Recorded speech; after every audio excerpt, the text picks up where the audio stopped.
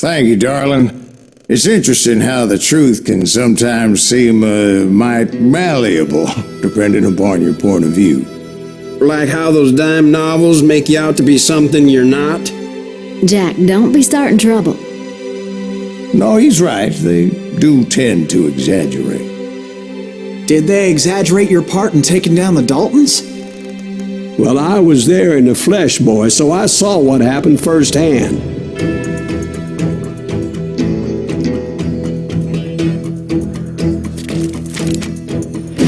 Those Daltons were lawmen once, before they all went bad, robbing banks and trains clear across the territory. Until Coffeeville, of course. I was one of the citizens who took up arms that day. Fighting on the side of right? I did my best, sir. We all did.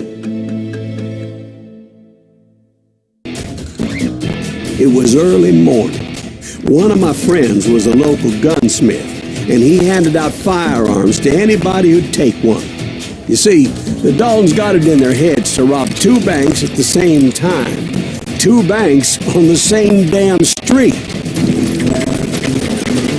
The story was Bob Dalton's girl was always writing about how he had no ambition. Well, you're nobody next to Jesse James, she'd say. Finally, the bastard took his brothers to Coffeeville just to shut her up.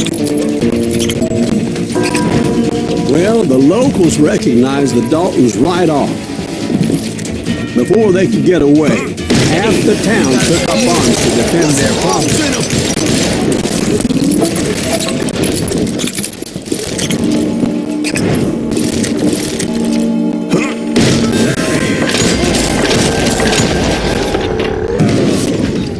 The brothers paid dearly for their stupidity, but everybody knows they had it coming. There's more to it than that. I read all about that day, so I know for a fact that it went down very differently. First of all, it was high noon. A posse of U.S. deputy marshals were on the rooftop across the street.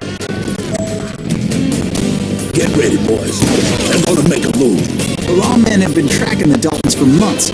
Now they finally had them dead to rights. Among them was a bounty hunter feared by many a lawbreaker. This man had no intention of letting the Daltons slip away. They met an adversary that day who had no fear and offered them no quarter. The marshals tried to get the Daltons to surrender. They'll give up eventually. We just gotta wait for something. This bounty hunter knew that the brothers were far too proud to ever lay down their guns.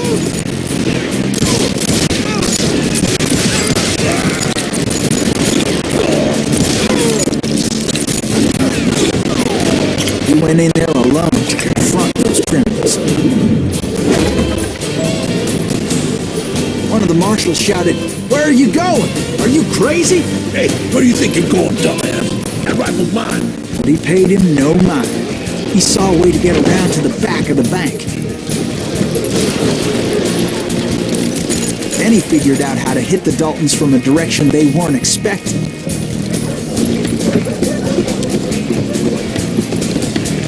A moment later, he was climbing up a steep ladder, laughing at danger as he did.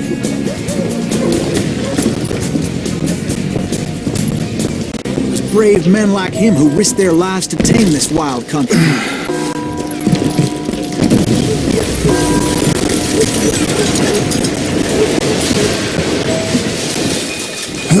We've got company. Heroic men like him, who did what other men couldn't or wouldn't to make this country free.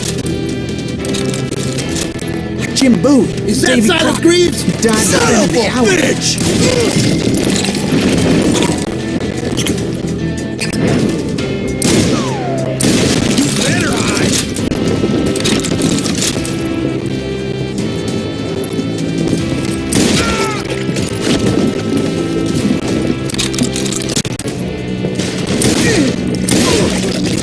Sorry, son of a bitch!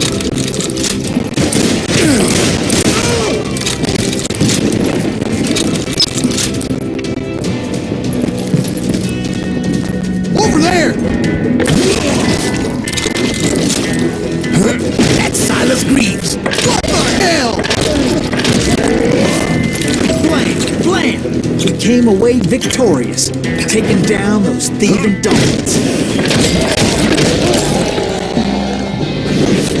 His name was Silas Greaves, and when the dust finally settled, he was the last man standing. Sorry, kid, but that just wasn't the way it happened.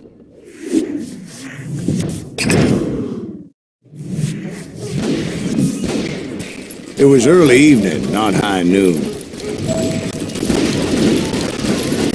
Kill that dickweed! The Daltons blew up a safe, and were all set to hightail it out of there. I was late to the party, and Coffeyville was already up in arms. Those pathetic deputies surrounding the bank were dropping like flies.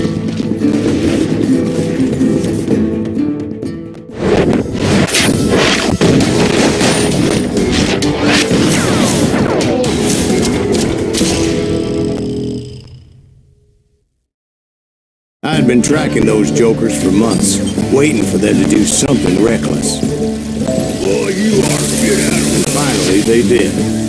Those stupid bastards decided to rob 2 banks at the same time in the same town where everybody knew them. But they still had friends in Coffeyville.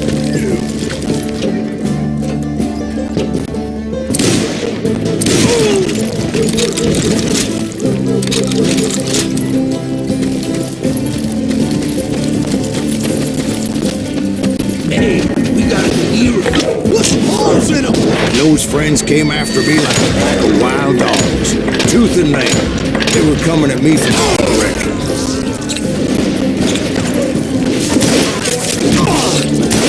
That's it.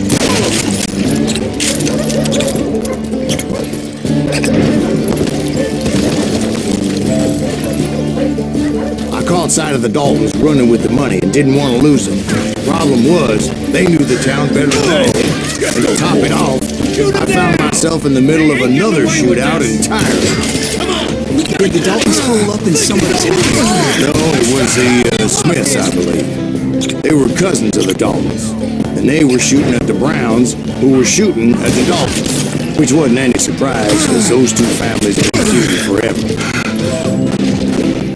And since the Joneses are related to the Browns, they shot at the Smiths, pissing off the Heimhoffers, whose daughter recently married a Smith. Well, bullets were flying every which way as all the old feuds in Kansas caught fire all at once. There was a hell of a lot of pissed off people in Coffeyville that day. But that's just the way life is sometimes. Shit happens. The Dalton boys knew I would never give up. Those Daltons weren't the sharpest knives in the drawer, but they always stood together. They set a trap to slow me down and allow at least 2 of them to escape. The 3rd brother stayed behind to plant me, just in case that trap of theirs didn't work.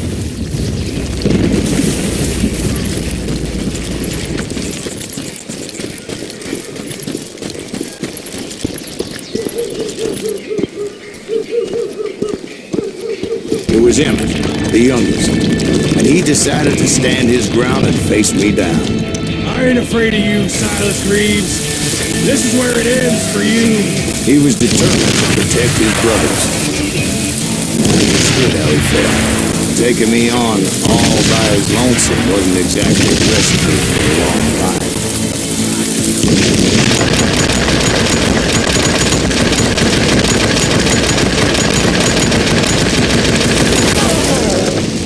But Emmett Dalton survived the robbery in Coffeyville. He's the only Dalton who did. They say he was shot 23 times. Well, Dwight, who do you think put all those damn holes in him?